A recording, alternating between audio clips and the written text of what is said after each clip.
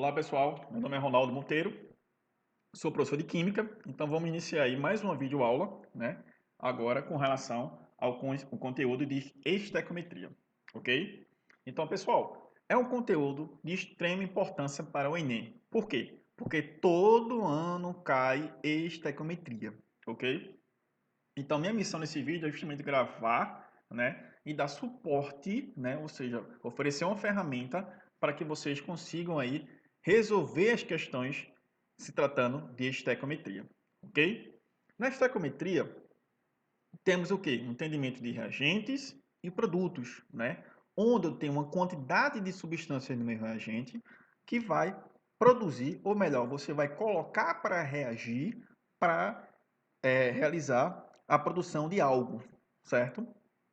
Então, fazendo aqui uma analogia aqui um pouco grosseira, mas que faz você entender o que estou falando aqui, de reagentes e produtos, é a questão justamente quando você vai preparar um bolo. Se você preparar quer preparar um bolo de 1 quilograma, um exemplo, você vai ter o quê? Você vai ter que ter a noção da quantidade de reagentes, ou melhor, quantidade de quais são os ingredientes para esse bolo, né? No caso, seja o quê? Seja a quantidade de ovos, a quantidade de leite, a quantidade de manteiga e por aí vai.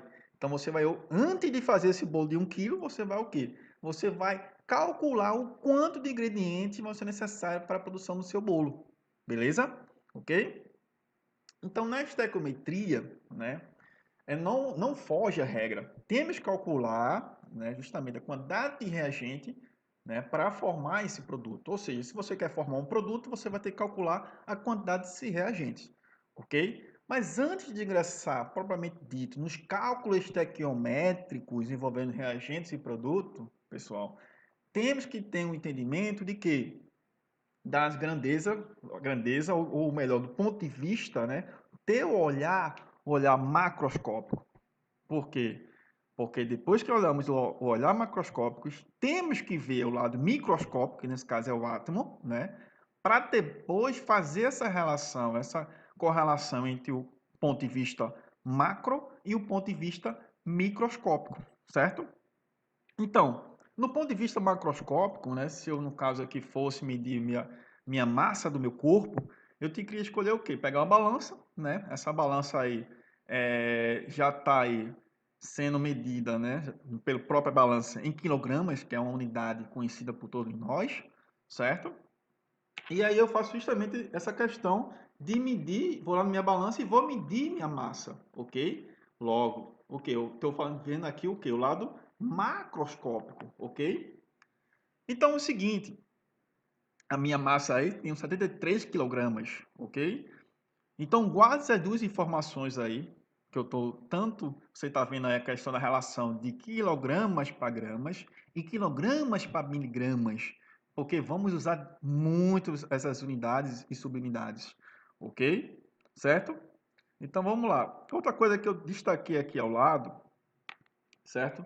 Com um pouco, peguei aqui um pouco da matemática, certo? Para alguns aí, a questão da conversão, certo?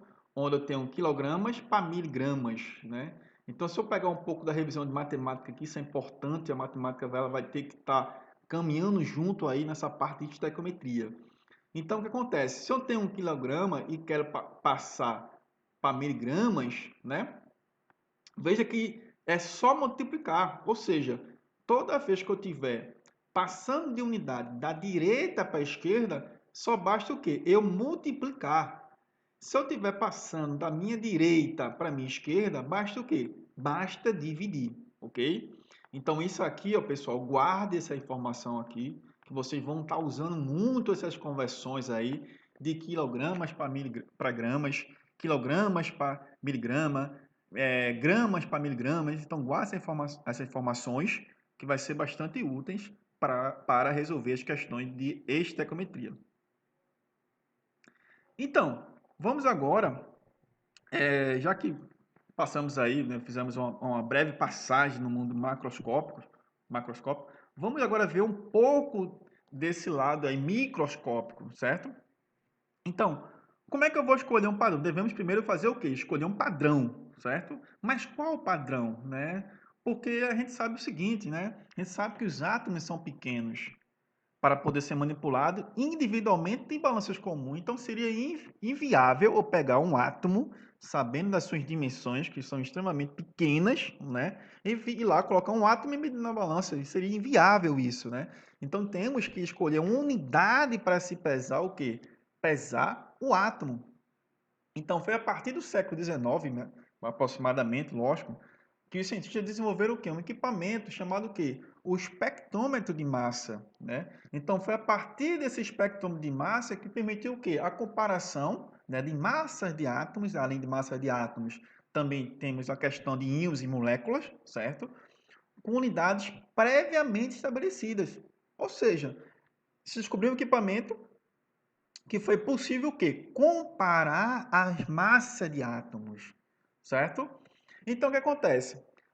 O grama e os seus múltiplos e submúltiplos que nós vimos no universo macroscópicos são inúteis aqui nesse momento para dimensionar a massa do átomo. Então, os cientistas o quê? Tiveram que criar uma unidade para poder ser usada para comparar as massas desses elementos químicos. Então, a massa que ele usou, ou melhor, o elemento químico que eles usaram como um padrão foi o carbono. E esse carbono tinha o quê? A massa exata. Ou melhor, desculpa, o valor exato de 12, né? Então, o que aconteceu aqui? Vamos prestar um pouco atenção nessa imagem. Então, vamos só recapitular aqui o slide para ninguém ficar perdido. Então, o primeiro passo, os cientistas foram o quê? Foram criar, ou melhor, foram escolher a unidade. Essa unidade foi escolhida. Ok, a unidade foi escolhida. Que unidade foi essa? Foi justamente o elemento químico, carbono, que foi atribuído aqui o valor 12, o valor exato, certo?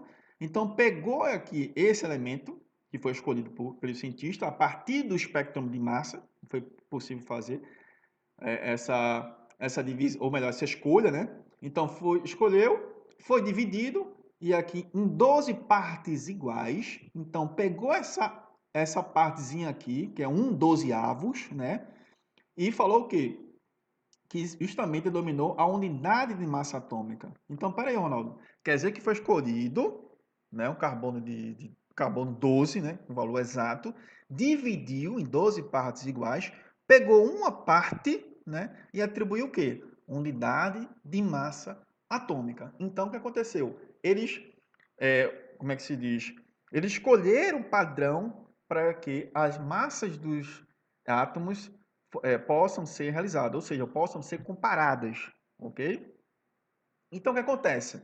Acontece que se eu pegar aqui uma tabela periódica de forma muito mais simplificada e observar aqui os elementos aqui presentes, certo? Pegar aqui, ó, os elementos aqui presentes, eu tenho aqui o boro. Veja que aquela informação aqui, ó, em cima eu tenho o número atômico e embaixo eu tenho o quê? A massa atômica do elemento, ok? Então, o que acontece? Aqui eu tenho um potássio, então a massa de um átomo do elemento potássio é aproximadamente quanto? 39 U, certo? U é justamente a unidade escolhida pelo cientista a partir do espectrômetro de massa. Assim eu posso ter a mesma ideia com o chumbo, onde eu tenho 207, desculpa, aproximadamente, unidade, que é U, de massa atômica. Eu tenho aqui o mesmo exemplo do neônio, né, que é o gás nobre, certo? Onde eu tenho o quê? Aproximadamente o quê? 20 unidades de massa atômica. Então veja aí que eu já tenho uma unidade escolhida para comparar meus elementos químicos na tabela periódica. Essa unidade é o quê? É o unidade de massa atômica, certo? Então veja que eu saí do universo macro, entrei no universo micro, estou no universo micro, ok? Certo? Mas só que é o seguinte, pessoal, para a gente poder usar a balança, né, a balança convencional e irmos aí para um laboratório e fazer justamente calcular a quantidade de reagente para gerar um produto, eu tenho que fazer o seguinte, eu vou ter que pegar, converter essas informações, que é justamente o universo do micro, e passar para o universo do quê?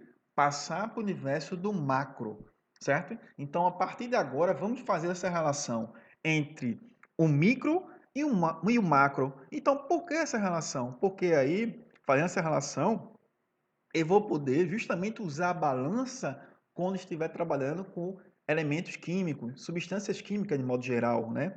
Então, vou parar a aula mais ou menos por aqui.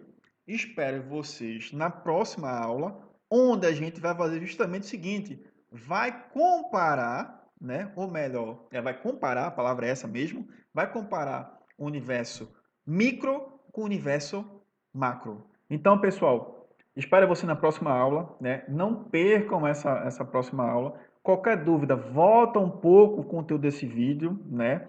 Porque, repito, esses 4 primeiros slides são fundamentais para o entendimento de estequiometria. Então, até mais, pessoal. Tchau. Então, pessoal, na última aula, paramos justamente nesse slidezinho aí, né? Onde tínhamos que fazer o quê? Temos que observar o quê? A relação do universo micro com o macro. Vimos que o seguinte, tínhamos que escolher a unidade, né, que é a unidade de massa atômica, que foi escolhida, né, justamente para fazer as comparações entre átomos na tabela periódica, esses elementos ali presentes na tabela periódica, foi escolhido essa unidade, que é a unidade de massa atômica, só que temos que fazer uma relação entre o macro e o micro. Essa relação entre o macro e o micro foi justamente através de um valor, né? Ou seja, uma grama corresponde, ou melhor, é igual a 6 vezes 10 elevado a 23 U. U é a unidade de massa atômica, aquela unidade lá que foi utilizada para comparar os elementos ali presentes. Ok? Beleza? Esse número aí, se chegou a esse número através do quê? Através de experimentos. Beleza? Ok? Então, o que acontece? Vamos brincar um pouco aqui de matemática. Matemática junto com química aqui, um entendimentozinho aqui, certo? Então, se eu tenho aí 12 gramas de C nesse caso é elemento carbono, certo? Minha pergunta é, quantos átomos essa massa corresponde, né? Então, estou perguntando a você aí para ficar um pouquinho mais claro, né? Minha pergunta é, quantos átomos tem 12 gramas de carbono? Beleza? Não sei se ficou claro, mas vamos prosseguir aí. Lembrando o seguinte, que a massa atômica do carbono, se você for lá na tabela periódica, veja aí aquela informação lá presente, você pega lá 12, né? 12 o quê? 12U, é a unidade de massa atômica, certo? Lembrando que aquele unidade de massa atômica, U, né? Essa massa atômica do carbono é equivalente a um átomo ali presente, beleza? Ok? Então vamos lá fazer aqui a brincadeira matemática, né? Aí, o jogo matemático. Então, tentar fazer aqui de forma bem lenta para não gerar dúvidas. Mas qualquer coisa vocês voltam o vídeo para ficar mais confiante na informação e no esclarecimento no final do slide, certo? Então é o seguinte, eu peguei e substituí aí o grama por 6 vezes 10 elevado a 23 U, certo? Em seguida, eu só fiz aí o quê? Eu só fiz aí um arranjo matemático aqui, certo? Só fiz organizar aqui também, um rearranjo matemático, certo? Aqui é só matemática, pessoal. Estou fazendo só um rearranjo aqui, tem nada de grande mistério não. Só estou pegando e organizando e substituindo, beleza? Em seguida, se vocês observam aí, eu verifico o seguinte, esse 12U, né, é a massa de um único átomo de carbono, certo? É a massa de um único átomo de carbono. Né? Veja aqui que eu tenho esse U aqui é 1, certo? Beleza? Então, o que acontece?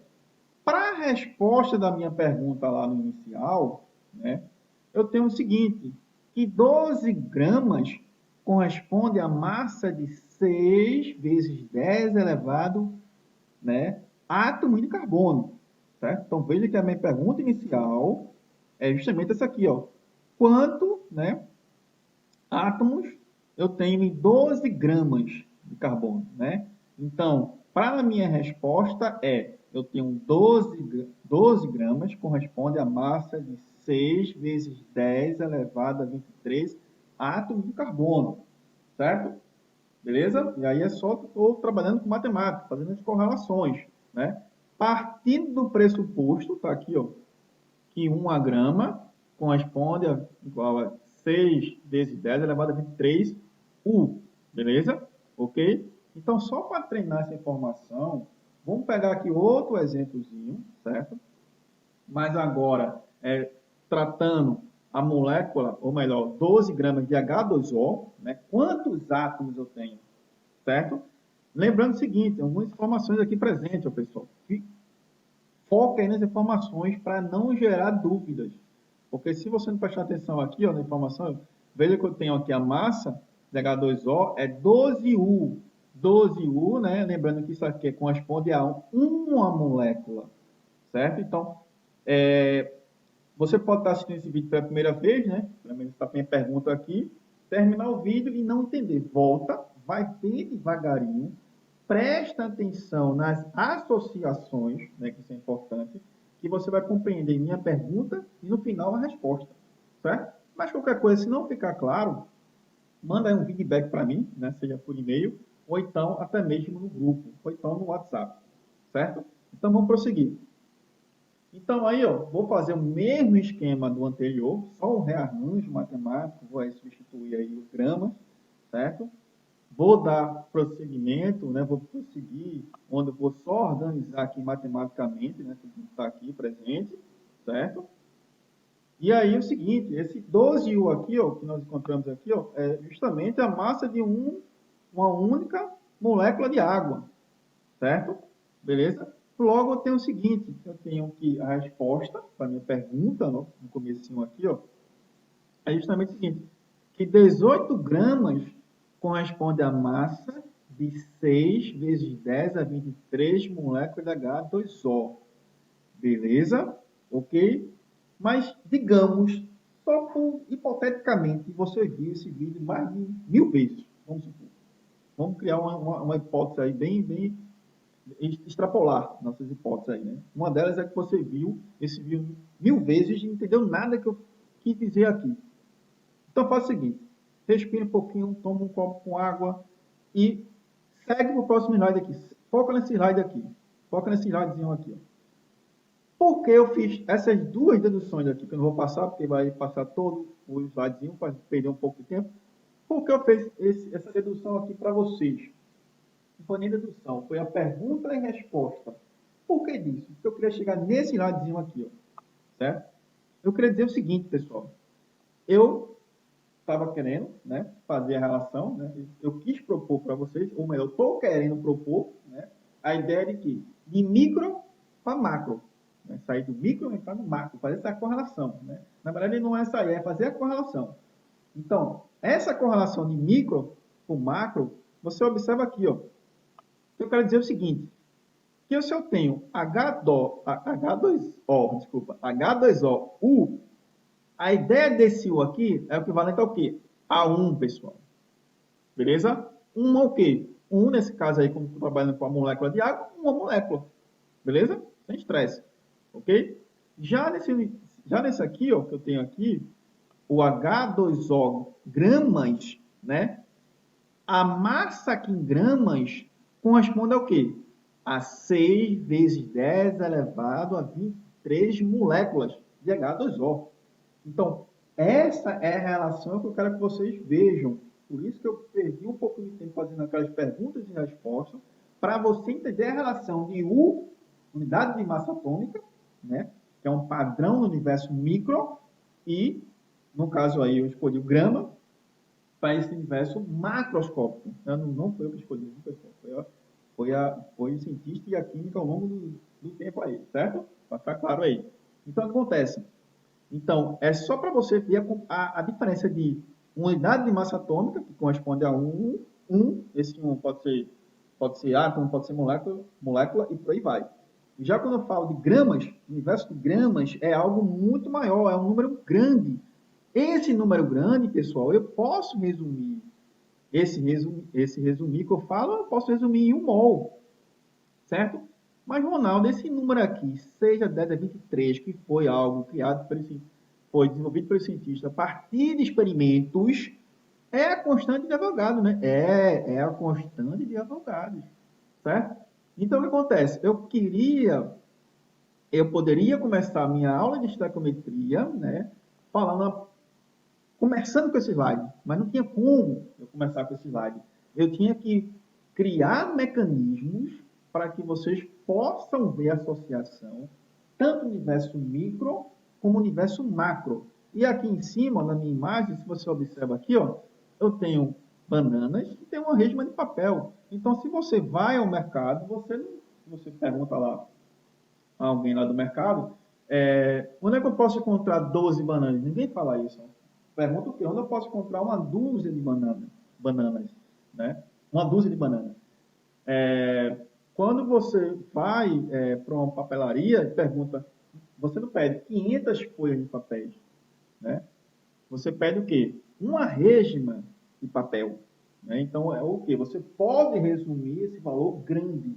Então, na química não é diferente, não. Esse valor grande, que é atribuído no universo macroscópico, eu posso resumir de que forma? Através de um mol. Né? Então, um mol corresponde ao quê? A 6 vezes 10 a 23. Esse valor calculado experimentalmente é o quê? A constante de Avogadro. Ok, pessoal? Então, gente, vamos chegando aqui mais no final de uma aula, certo? Volte aí a questão do vídeo, se tiver alguma dúvida, mas o que eu quis mostrar para vocês é justamente a questão desse universo micro, que é onde eu trabalho com unidade de massa atômica, e esse universo macro, onde eu vou trabalhar com gramas, certo? Só que esse gramas trata um número muito grande, que eu posso resumir ele através de quê? De um mol. E esse número grande é o quê? É a constante de Avogadro. Então, vou fazer mais um outro vídeo para finalizar essa parte de estequiometria e começar, depois que finalizar essa parte de estequiometria com a parte de conhecimento teórico aí, vamos fazer um vídeo, vou fazer um vídeo só com questões atualizadas para vocês brincar com a estequiometria. Beleza? Até a próxima. Olá, pessoal. Vamos começar aqui, né, o terceiro vídeo, né, da série de estequiometria. Então vejam que eu parei aqui, no caso, de fazer dois vídeos para vocês, para tentar fazer essa junção, né, ou melhor, tentar explicar o entendimento do universo micro para o macro, né? Feito essa junção, né, eu espero que tenha ficado claro para vocês essa questão desse casamento, entre aspas, aí, desse universo micro para o macro, ok? Então, dando continuidade, o que acontece?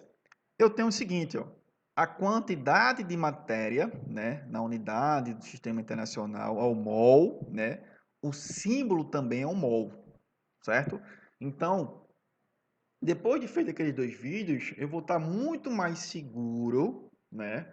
Pelo menos eu espero que todos vocês que estejam nessa terceira aula aqui da série de estequiometria tenham assistido os dois primeiros vídeos, porque eu a partir de agora vou começar a falar termos, né, que eu já expliquei, né, nos dois primeiros vídeos, né, aqui para vocês. Então, nesse terceiro vídeo eu vou correr um pouco, correr entre aspas, lógico, porque aí eu vou ter muito mais propriedade de falar alguns termos que não vai ficar tão complexo para quem assistiu as duas primeiras aulas, certo? Então, o que acontece? A estequiometria, né, justamente é o grande vilão aí de muitos alunos nessa questão da prova do Enem. Mas se a gente pegar a palavra estequiometria, o que que significa? O que que significa que é elemento, né, e medida, metria. Então, se a gente fazer essa junção, temos o quê? É a medida do elemento, onde vocês, no começo da aula, eu falei sobre a questão de calcular a quantidade de reagente para formar determinado produto, certo? Então, o que acontece?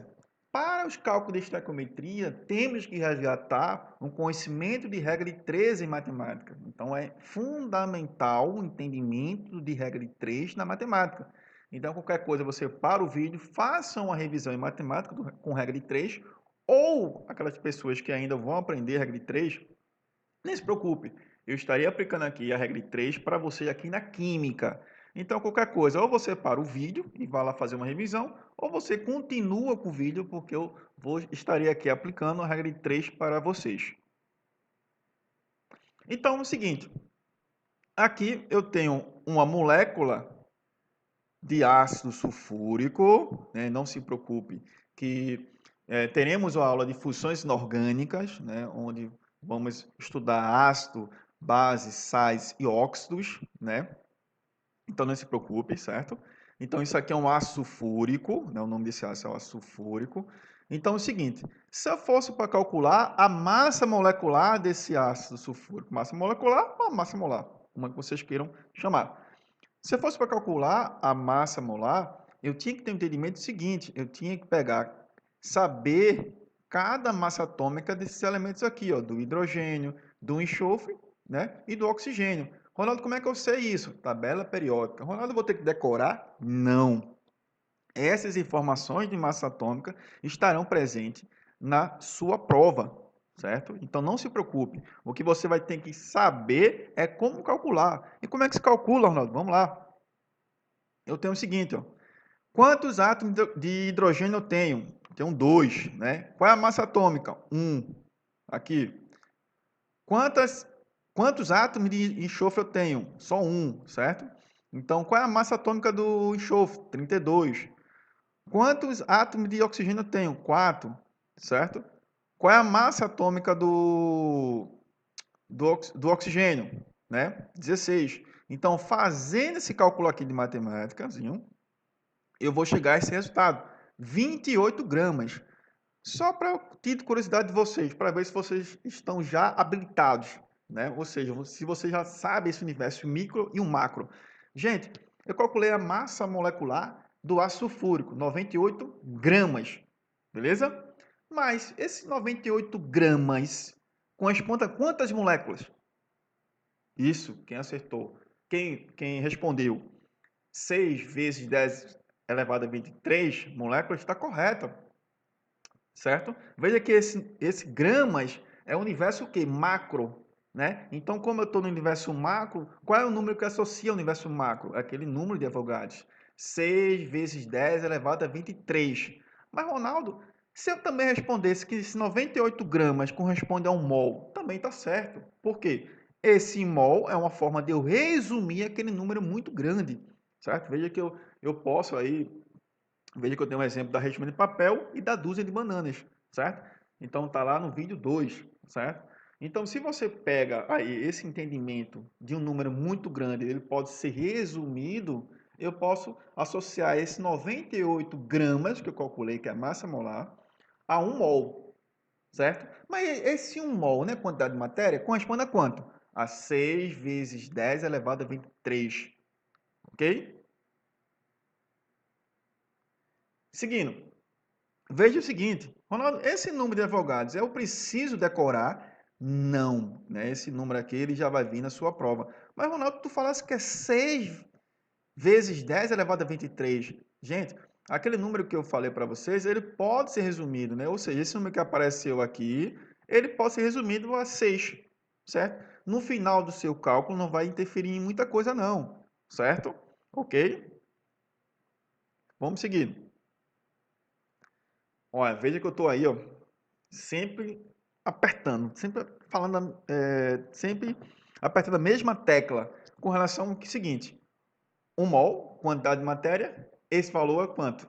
Esse valor é 6 vezes 10 elevado a 23. Nesse caso que está aparecendo para vocês aí, é 6 vezes 0,02 vezes 10 elevado a 23, certo? Então, guarda essa informação que vocês vão usar muito isso em estequiometria, certo? Vamos seguir. Uma coisa que também chama atenção para vocês é a questão do quantidade de número de mols, né? Quantidade de número de mols é a relação da massa dada com a massa molar. Como assim? Se eu tiver aqui um exemplozinho, que é melhor eu aplicar logo no exemplo para vocês, se eu pergunto para vocês a quantidade de mols correspondente a 100 gramas de cálcio, certo? Veja que a massa foi dada, né? A massa aqui foi dada, e aqui eu tenho a massa atômica do cálcio. Então, usando essa relação aqui, vamos descobrir justamente a quantidade de mols. Então, eu tenho 100 dividido por 40. Então, fazendo esse cálculo aí, eu tenho 2,5 mols de cálcio, certo? Beleza.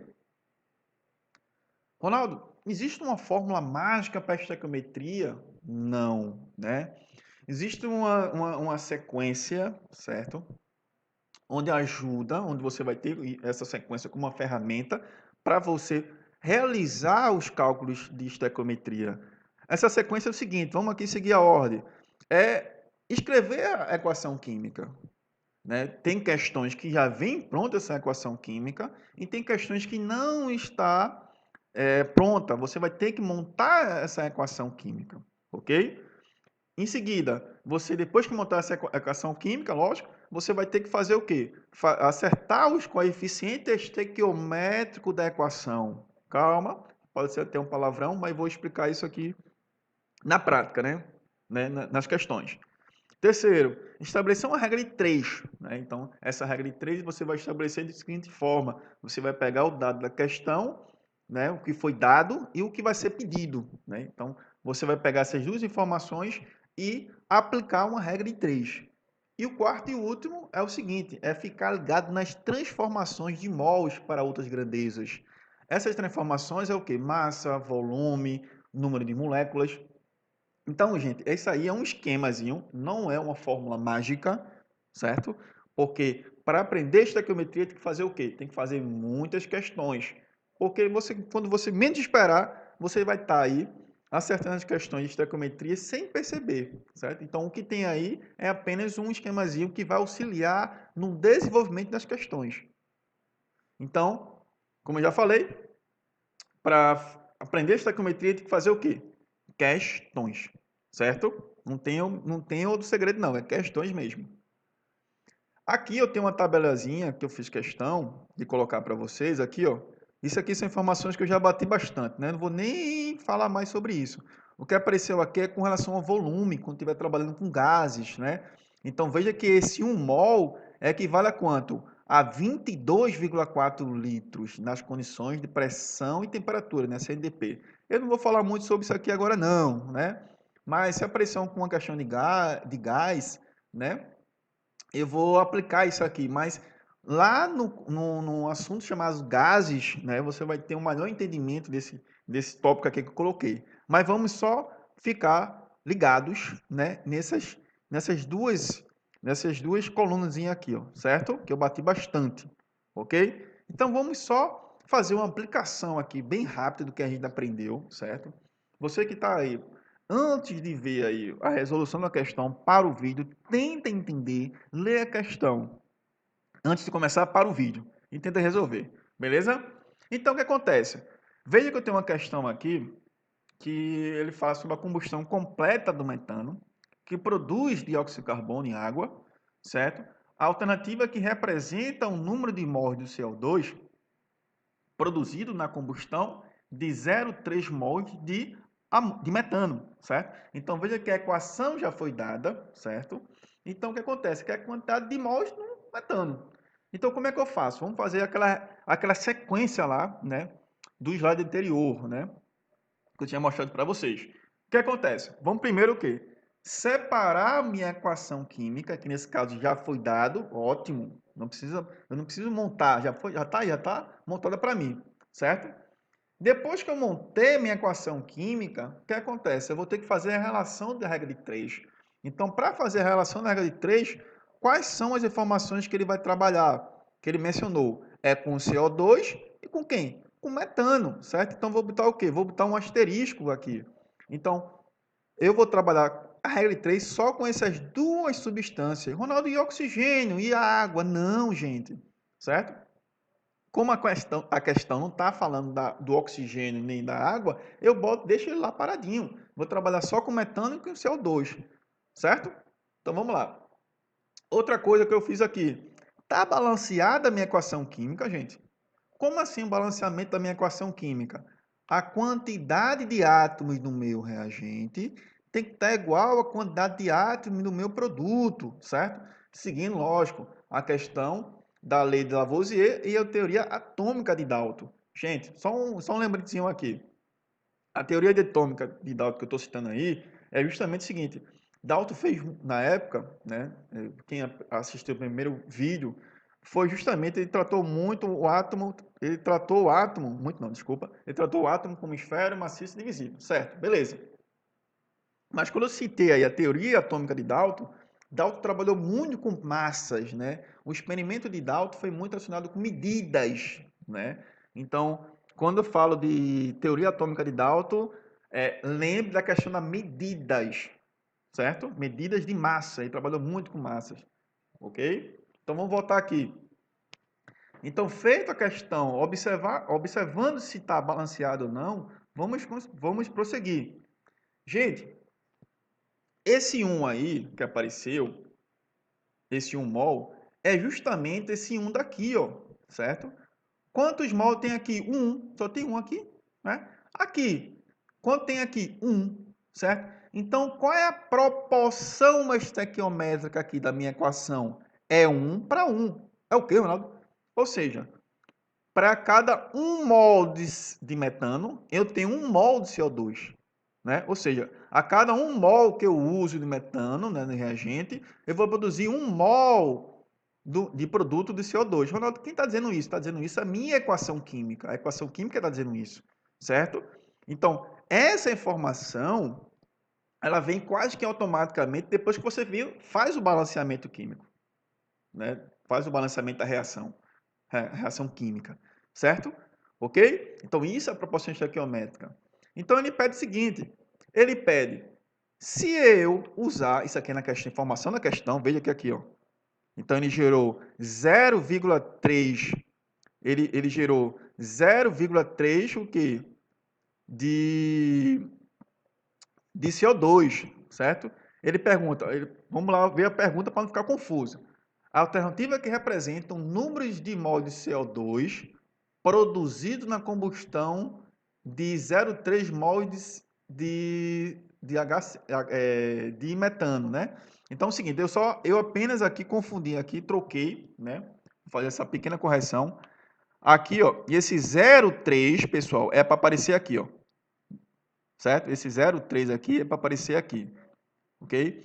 Não vou mudar isso agora, porque eu vou ter que mexer todo no softwarezinho aqui, certo? Então, aqui, ó, esse 0,3 vem para cá e esse X vem para cá, certo? Porque ele fala que usa 0,3 mols de metano para produzir quanto de CO2? Essa é a pergunta dele. Então, aplicando essa regra de 3 aqui, eu já observo aí que é o seguinte, se eu tenho um desse lado, né? Se eu tenho um desse lado e um desse lado, certo? Se eu tenho 0,3 aqui, 0,3, ok? Quanto eu vou ter aqui? Né? Se a proporção é 1 para 1, 0,3 é quanto aqui? Fazendo um cálculo, fazendo aqui o produto dos meios pelos extremos. Qual o valor de x aqui, pessoal? Qual é o valor de x? Então, quem respondeu 0,3 está correto, né? Está correto. Ok? Então, só para finalizar aqui a aula, ela até ultrapassou aqui o limite do meu tempo aqui, está um pouquinho mais extensa essa aula, certo? Mas é importante, só para relembrar, né? Faça uma retificação desses valores aqui, ou seja, só é trocar, certo? Só trocar e apliquem o produto do meio pelos extremos. Ao aplicar o produto do meio pelos extremos, você vai encontrar o quê? O valor de 0,3, né? 0,3 mols, certo? Então veja que é uma questão bastante simples, certo? E é uma questão que cai, né, nas provas de vocês, ok? Então, gente, continue. A aula ficou um pouquinho extensa, peço perdão, peço desculpa aqui, certo? Que não tinha como cortar essa aula prática. Então, até mais, pessoal.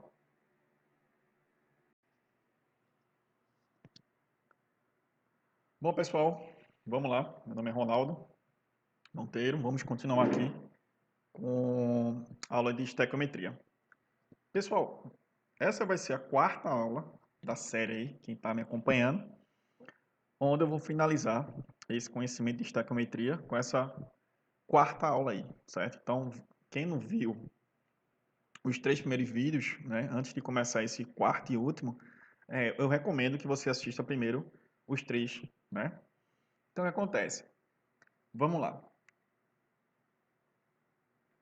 Seguindo aqui o conhecimento de entendimento de rendimento dentro da estequiometria, temos o seguinte, né? A questão do... Pegar uma comparação nesse caso, corresponde a 100, né? Se eu estourar 40 de 50 grãos, eu vou ter um rendimento de quanto? Um rendimento de 80%, né? Então, na química, ela não é diferente, né? O entendimento sobre a questão de rendimento, né? É um rendimento teórico, que é o 100%, e um rendimento de fato, que acontece dentro da reação química. Lembrando o seguinte, pessoal, algumas questões virem, né? Descrito no enunciado um rendimento, né? Caso não, subentende-se que a reação é 100%, né? Não houve perda, né? Mas na prática, a gente sabe que é algo que acontece, né? Diferentemente da teoria, né? É apenas uma suposição, né? Uma consideração, né? Mas, é como eu falei, se não houver nada descrito, considera-se 100%. Beleza? Ok. Para o entendimento de rendimento, eu prefiro questões. Ou melhor, né? Vou até reformular o que eu falei aqui, né? Na minha afirmativa. Para o entendimento de estequiometria, eu prefiro aplicar direto em questões, certo? Por quê? Porque se eu dou apenas a teoria separado das questões, muitos dos alunos têm dificuldade de resolver, certo? Então, eu prefiro já adicionar o conhecimento, né, teórico de estequiometria nas questões. Então, vamos ver o seguinte. Vamos ver justamente essa questão aqui, que envolve rendimento, certo?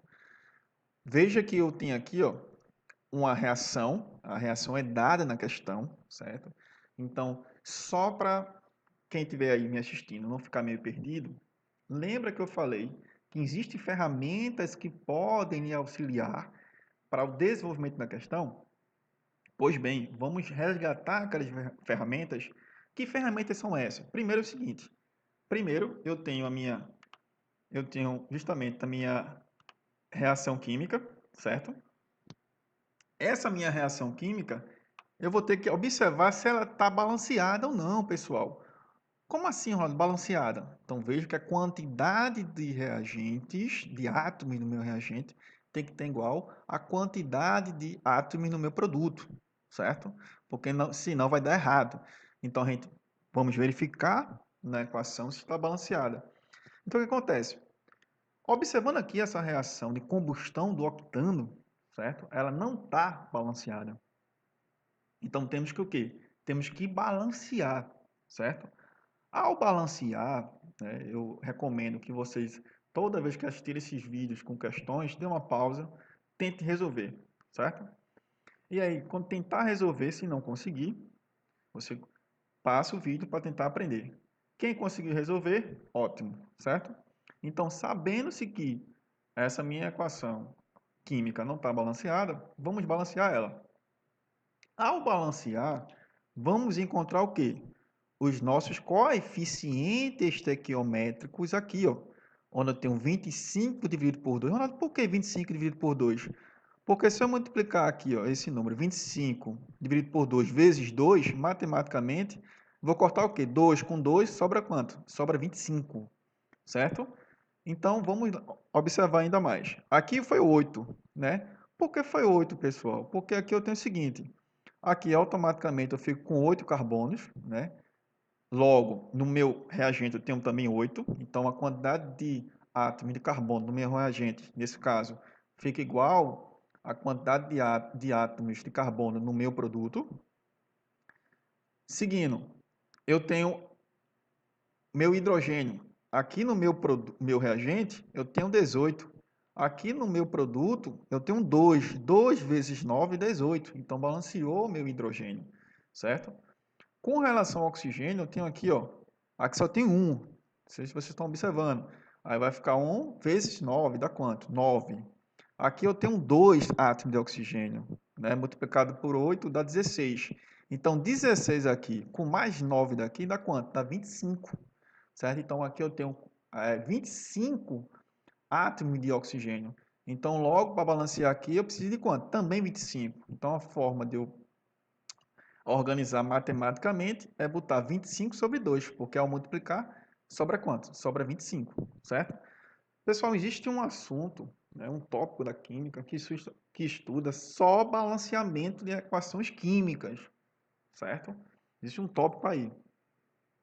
Então, aqui eu já estou abordando direto esse tópico, né? Existem alguns métodos de balanceamento, entre eles é o método de tentativa, foi o que a gente fez agora.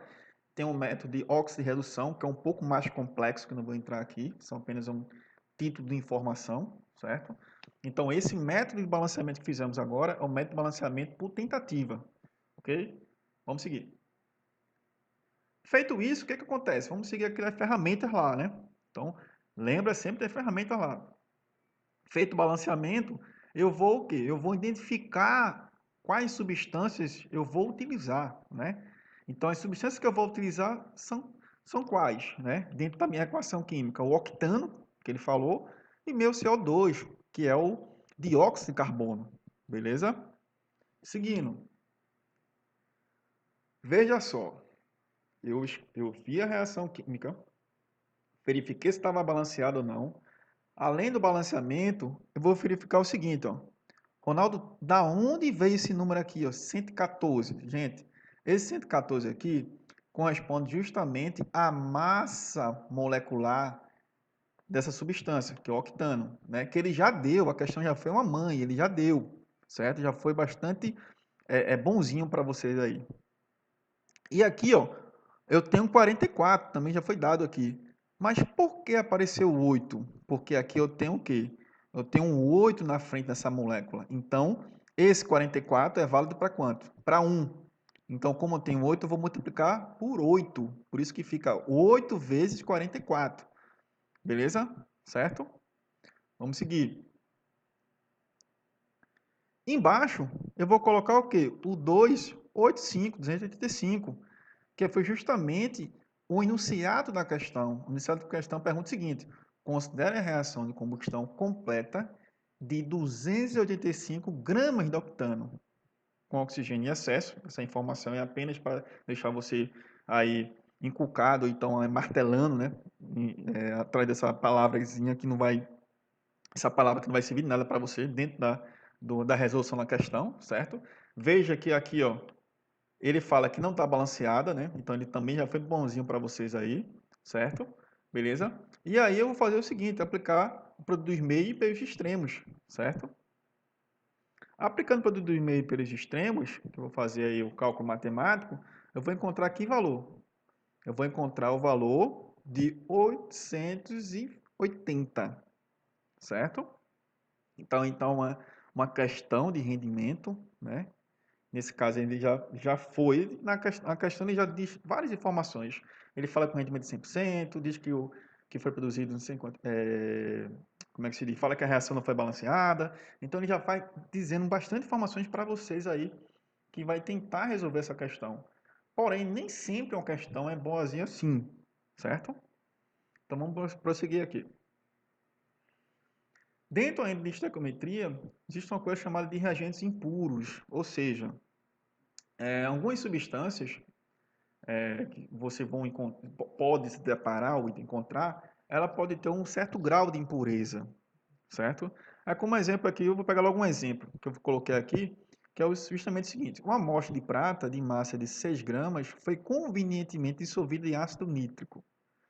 O químico responsável pelo processo de dissolução constatou posteriormente que apenas 4,5 gramas sofreram a dissolução. Qual o teor de prata da amostra? Então, o teor de prata, eu vou simplesmente o seguinte, fazer uma regra de 3 para saber. Se eu tenho 6 gramas de prata corresponde a 100%, né? Ou pelo menos essa é a ideia que nós temos que ter, né? Quando a gente pega um produto, se dissolveu apenas 5,4 gramas, qual foi o grau de pureza que tem presente, né? Então, ou seja, se eu pegar 6 gramas de Se eu pegar 6 gramas, vai dissolver apenas quanto? 5,4. Logo, eu tenho que 90% é de prata e os outros 10% que não dissolveram é o quê? É qualquer outro material que não é prata, certo?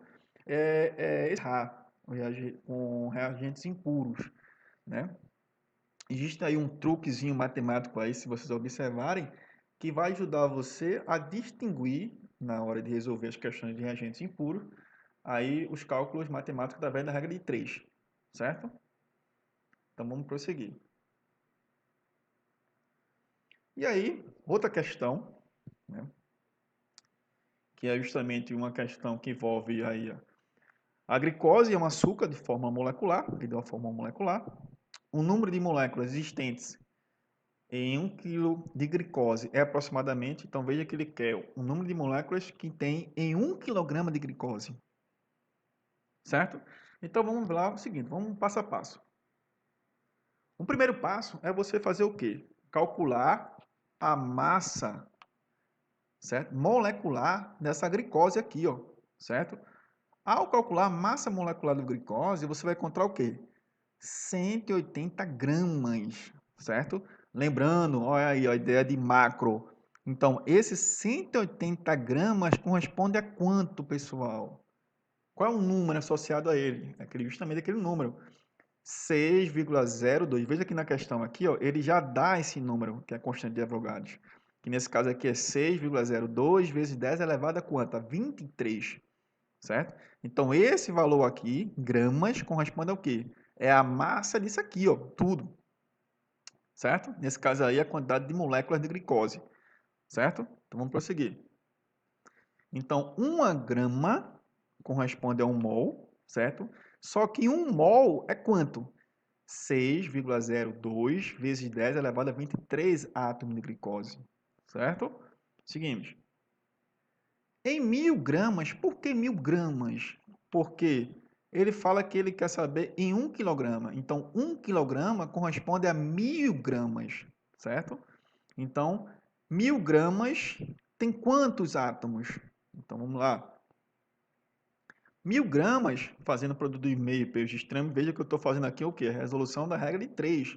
Produto dos meios pelos extremos. Seguindo, eu vou ter quanto? Eu vou ter 33,444. É uma dízima, né? Veja aí. Já que vocês observar direitinho aqui, não tem nenhuma resposta, a não ser que você caminhe, certo? Você vai caminhar aqui, ó. Veja que essa vírgula está aqui, certo? Então, se você andar a vírgula para a sua esquerda, o número aqui de cima, o que acontece com o número aqui de cima? O expoente, né? Ele vai o quê? Ele vai aumentar, certo? Então, toda vez que a vírgula anda para a sua esquerda, aumenta aqui o valor, e toda vez que ele caminha, a vírgula caminha para a sua direita, diminui o valor. Você vai ter uma aula muito mais abrangente com relação a essa potência de 10, mas qualquer coisa você faça uma revisão, que nós vamos usar muito esse conhecimento de potência de 10, certo? Tanto a vírgula andando para a direita, como a vírgula andando para a esquerda, ok? Então, logo, a resposta é quanto? A resposta é a letra A, 3,3, 33, não, 3,33, 10 elevado a 24. Então, veja que a vírgula, ela andou para onde? Andou para a sua esquerda e logo o expoente aumentou, né, o valor aqui.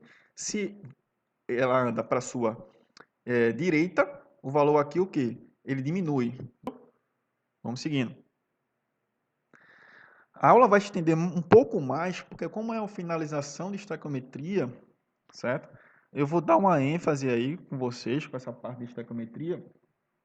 Veja aí que abordei algumas questões, vou abordar ainda mais questões, que eu acho que esse assunto merece um pouco mais de atenção, uma vez que todo ano cai no Enem. E repito, para aprender estequiometria só fazendo questões. Não tem como não, certo? Então vamos lá. Mais uma questão. Essa é a questão do Enem, certo? Veja o seguinte, vou ler aqui a questão para a gente tentar desenvolver ela. Ele fala que o brasileiro consome em média 500 miligramas de cálcio por dia, quando a quantidade recomendada é o dobro, certo? Uma alimentação balanceada é a melhor decisão para problemas no futuro, acho que não sei essa palavra, como a osteoporose, uma doença que atinge os ossos. Ela se caracteriza pela diminuição substancial de massa óssea, tornando os ossos frágeis e mais suscetíveis à fratura. Considerando-se o valor de 6 vezes 10 elevado a 23 mol, né, para a constante de Avogadro e a massa molar do cálcio igual a 40 gramas por mol, qual a quantidade mínima diária de átomo de cálcio a ser ingerida para que uma pessoa supra a sua necessidade? Certo? Pessoal, primeiro é o seguinte, desculpa a leitura, que para mim a tela tá pequena, né? Para vocês a tela tá maior, mas para mim tá pequena, isso dificulta a minha leitura aqui, por isso que eu gaguejei aqui, meio que travei, que eu estou tentando aqui enxergar aqui. Tá muito pequeno para mim. Para vocês está saindo aí, eu acho que perfeito, né? Mas desculpa aí a leitura. Mas vamos lá. Para resolver a questão, ele fala o seguinte: existe um limite, né? Ele fala do limite, ele deu aí a massa, né, do cálcio, né, massa molar do cálcio, vem na questão, que é 40 gramas por mol. Logo, eu tenho o seguinte, que 40 gramas corresponde ao quê? Corresponde a um mol. Esse 1 mol é o que vale a quanto, né? Que é 6 vezes 10, ele até falou na questão aí, eu nem preciso decorar, certo? Então, o que acontece? Vou fazer uma relação. Que relação é essa? Veja aí que apareceu aí, ó, 1 grama. Da onde vem esse 1 grama, pessoal? Pergunta. Esse 1 grama apareceu justamente isso aqui, ó, dessa informação, que ele fala que, em média, o brasileiro consome quantos? 500 miligramas. Porém, é recomendado o quê? O dobro. Qual é o dobro de 500? 1, né? Ou seja, você vai ter 500 mais 500, que vai dar quanto? 1 grama, né? Certo? Que sabemos que 1 grama corresponde a 1000 miligramas, certo? Então, já que aqui eu tenho o dobro, tem que ser o recomendado é o dobro, 500 mais 500 dá 1000 miligramas, que 1000 miligramas é 1 grama, certo? Fazendo o produto dos meios pelos extremos, né, vamos encontrar o quê? Vamos encontrar 0,15 vezes 10 elevado a quanto? 10 elevado a 23, certo? Então, veja aqui, pessoal, o seguinte, ó. Se minha vírgula andar para minha direita, o que acontece com o meu expoente aqui do 10? Ele diminui, certo? Se a vírgula andar aqui para minha esquerda, o que acontece com o meu expoente aqui em cima? Ele aumenta, certo? Então aqui eu não embananei, né, como a outra questão, mas aqui, ó, se você andar sua vírgula para sua direita, o expoente aqui, ele vai o quê? Ele vai diminuir. Logo, a resposta dessa questão é o quê? É letra B, certo?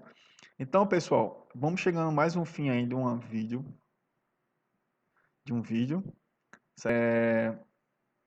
Realmente é complicado essa parte de estequiometria, porque você vai ter que fazer um maior número de questões possíveis. Recomendo fazer muito mais questões do Enem. Pelo menos você conhece um pouco da resolução da metodologia que o Enem aplica, né, das questões que eles gostam de abordar, e aí fica muito mais seguro para você estiver resolvendo as questões. Mas lembre o seguinte, todo ano cai estequiometria. Eu vou estar realizando uma videoaula com mais questões, só com questões de estequiometria. Então, até a próxima.